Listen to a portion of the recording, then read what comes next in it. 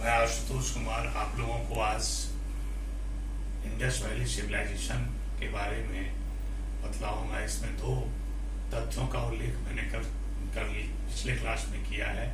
पहला, town planning जो सिंधु सभ्यता की विशिष्ट विशेषता रही है, महत्वपूर्ण विशेषता रही है, नगर योजना, और दूसरा उसका सामाजिक जीवन। और सामाजिक जीवन के साथ अन्य जो कोऑर्डिनेट उसमें हमने किया था, उसमें स्क्रिप्ट वगैरह का ही किया था।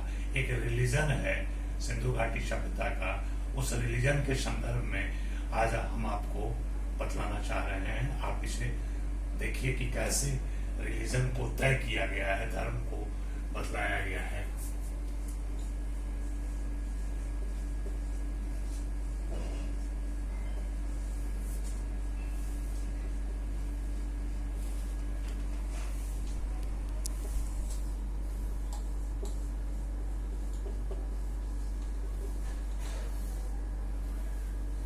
सिंधु घाटी सभ्यता के जो निवासी थे वो चार प्रजाति के लोग माने जाते हैं। ऐसा उत्खनन से प्राप्त अवशेष, इतिहासकारों का मत और जो विचारधारा रही है तत्कालीन सुमेरियन मेडिटेरियन सी से लेकर भारत तक, भूमध्य सागर से लेकर भारत तक जिस सांस्कृतिक एकता का जिस प्रचार था, जिस धार्मिक भावनाओं का प्रचार था, उसमें कुछ कॉमन तथ्य मिलते रहते हैं। एक प्रोटोस्ट्रॉइड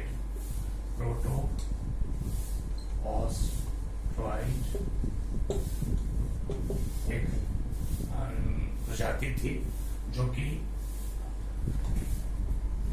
कम मात्रा में कम पाई गई है, लेकिन सिंधु क्षेत्र में प्रोटोस्ट्रॉइड देश के लोग थे।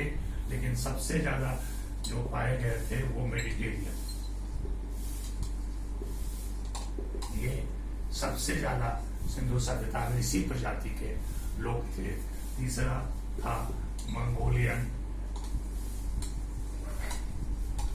और चौथा अल्पाइन। ये पामीर के पठार के तरफ से यहाँ आए थे। ये भी ईस्टर्न पार्ट से, साउथ ईस्ट एशिया के पार्ट से यहाँ आए थे। लेकिन ये प्रोटोस्ट्रॉइड और मेडिटेरियन या भूमध्य सागरीय प्रजाति जो थी वो सर्वाधिक पाई जाती थी, ऐसा इतिहासकारों का भी मानना है। कुछ तथ्य भी इसके प्रमाण में मिले हैं। अब हम आपको इसके रिलीजन के बारे में, ये निवासियों के धार्मिक विश्वास के बारे में आपको बतलाना चाहते हैं। देखिए, उत्खनन से जो सामग्री प्राप्त हुई, उन सामग्री के आधार पर ऐसा नहीं लगता है कि यार उस तरह के तथ्य हमको नहीं मिलते हैं कि कोई वहां मंदिर का अवशेष था।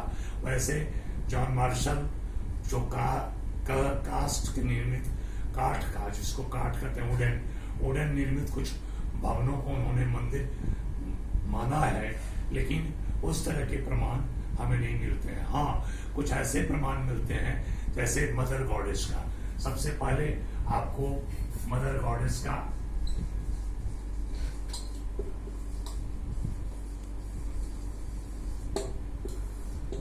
हम बात कर रहे हैं कि सिंधु सभ्यता के उत्खनन में क्या क्या चीज हमको मिली।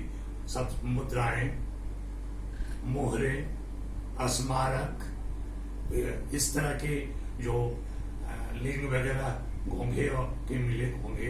घोंघा आप जानते हैं समुद्र में भी पाया जाता है।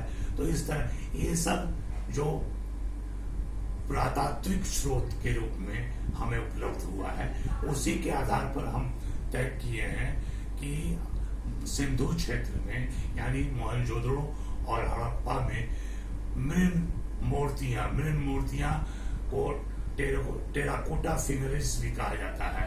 माने पकी हुई मिट्टी की मूर्तियां अथवा कांसे की मूर्तियां, अथवा चूंकि चारकोलिथिक पीरियड था, चारकोलिथिक का मतलब कि तांबा का भी और पत्थर का भी, तो दोनों का कुछ न कुछ अंकित मोहरे हैं, मुद्राएं हैं, स्तंभ है, चिन्ह है, लिंग है, योनि है।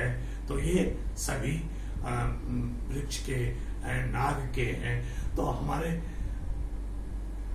कहने का तात्पर्य है कि इन जो एक्सकावेटेड माने उत्खनित अवशेषों के आधार पर हम उनके सिंधु सभ्यता के लोगों के धार्मिक विश्वास का अनुमान लगा रहे हैं। और यह अनुमान ऐतिहासिक तब बन जाता है जब पुरातात्विक स्रोत उसको पुष्ट करता है। यद्यपि कोई साहित्य में इस तरह की चर्चा नहीं है, क्योंकि स्क्रिप्ट जो उनका है, जो उनका लिखने की कला है, लेखन शैली है, वो पिक्टोग्राफिक है। एक बहुत इंपॉर्टेंट चीज आपको बता रहे हैं कि इनका स्क्रिप्ट जो है, स्क्रिप्ट का मतलब होता है कि लेखन शैली, लिपि, इसको ज्यादा बेहतर आप मानिए लिपि। तो लेखन शैली जो है, वो स्क्रिप्ट जो है वो पिक्टोग्राफिक है।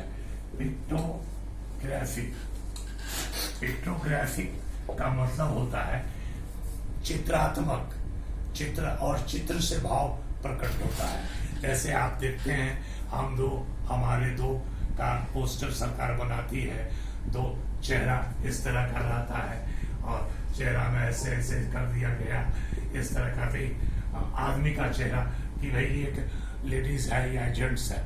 तो इसी तरह का चित्रात्मक शैली का उनका लिपि था। स्क्रिप्ट जो था वो पिक्टोग्राफिक था।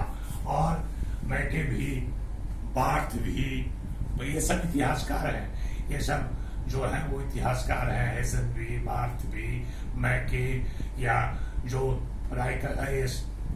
आपको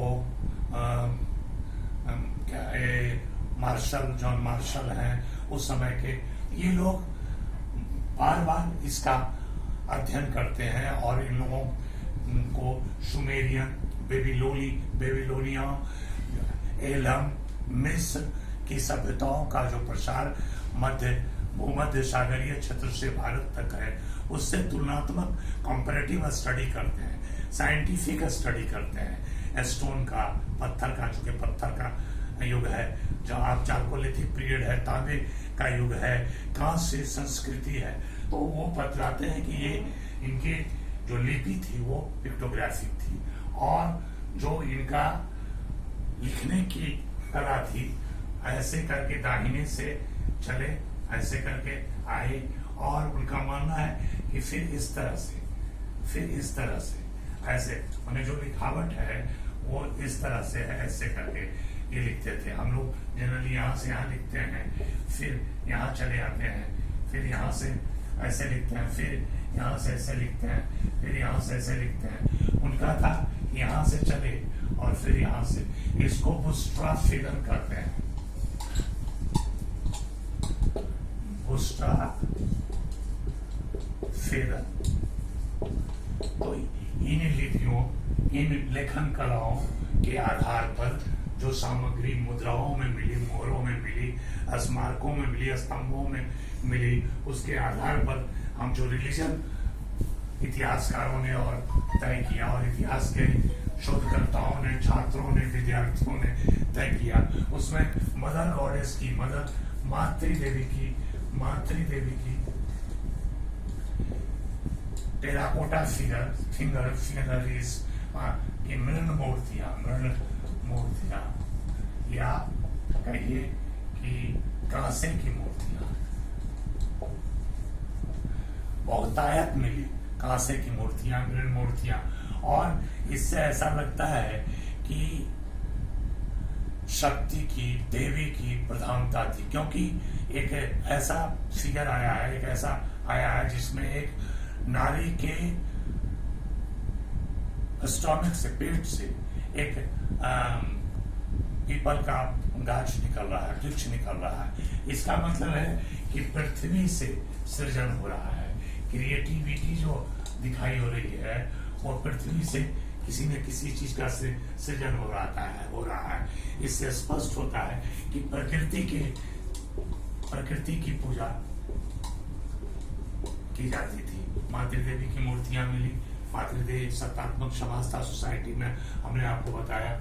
और यहाँ देवी की जो पूजा हो रही है, यही पूजा आज भी हमारे संस्कृति में, चाहे वह आपको नारी की पूजा हो, देवी की पूजा हो, त्रिपुर सुंदरी की पूजा हो, या जिनकी भी पूजा हो, आज भी उसमें निरंतरता हम देखते हैं। उसी तरह से प्रकृति की पूजा, और इसका कंसेप्ट जो आया है कि पेट से नारी के पीपल का वृक्ष निकल रहा है, तो इसका मतलब है कि धरती से ही यह कंसेप्ट, धरती पूजा से यानी पृथ्वी पूजा से, प्रकृति पूजा से ही इसका कोऑर्डिनेशन है, संबंध रहा है। तो रिलीजन हमारा अब कुछ इस तरह का है कि आप नारी की पूजा हम करते थे, शक्ति की पूजा हम करते थे, प्रकृति की पूजा करते थे, और इस प्रकृति में किस किस चीज की हम पूजा करते थे यह मुद्राओं से स्पष्ट है। जैसे एक मुद्रा ऐसा भी है जिसमें तीसरा बहुत इंपॉर्टेंट पॉइंट है, शिव की मूर्ति। शिवा स्कल्पचर,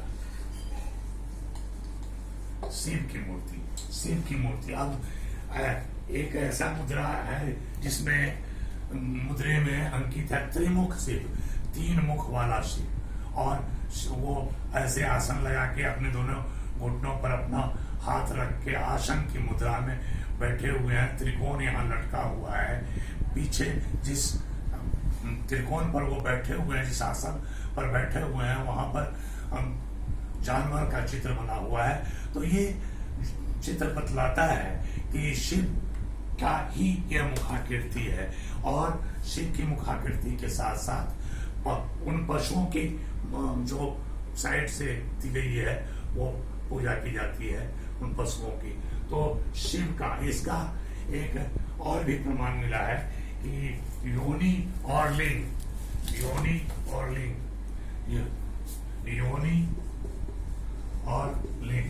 लिंग पूजा।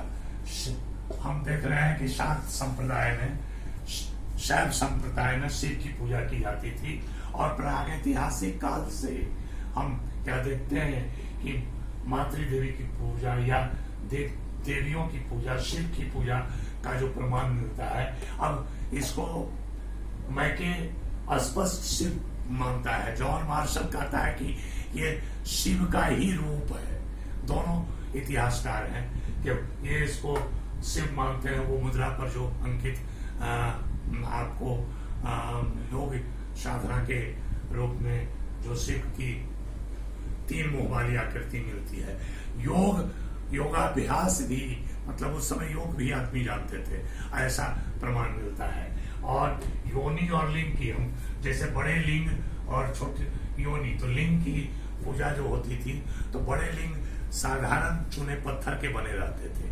आज भी हम लिंग पूजा करते हैं, शिवलिंग की पूजा करते हैं। और वो योनि की पूजा करते थे कि उसका हम ताबीज बना लेते हैं, ये करते हैं। तो जो हमारा ओरिजिन है, जन्म जहां से हम लेते हैं, उसकी पूजा करने से ऐसा उस समय अनुमान लगाया जा रहा है कि भूत प्रेत से, किसी बाह्य गलत शक्ति से हम बच सकते हैं, हम बचते हैं। तो ये बहुत इंपॉर्टेंट है कि योनि और लिंग की भी पूजा हम करते थे। इसके साथ साथ हमने बतलाया आपको कि मदर गॉडेस की पूजा, शिव की पूजा, लिंग योनि की पूजा। अब देखिए ना, वृक्ष की पूजा, वृक्ष पूजा, तो वृक्ष पूजा का भी प्रचलन आज तक है। ये जैसे उस समय एक मूर्ति में ऐसा दिखाया गया है कि पीपल की टहनियां निकल रही हैं, सिंह है, एक सिंगल हॉर्न वाला पशु है, उससे पीपल के पत्ते निकल रहे हैं। कहीं इस तरह की मुद्राओं में, जो कॉइन्स में, तत्कालीन कॉइन्स में, तत्कालीन आपको मुहरों में दिखलाया जा रहा है कि सारे जो क्या कहते हैं पीपल के वृक्ष है, उनकी पूजा की जा रही है।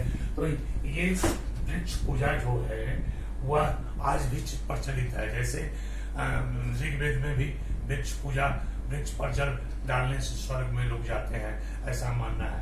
उसी तरह से गीता में श्री कृष्ण कहते हैं कि मैं सब वृक्षों में पीपल हूँ।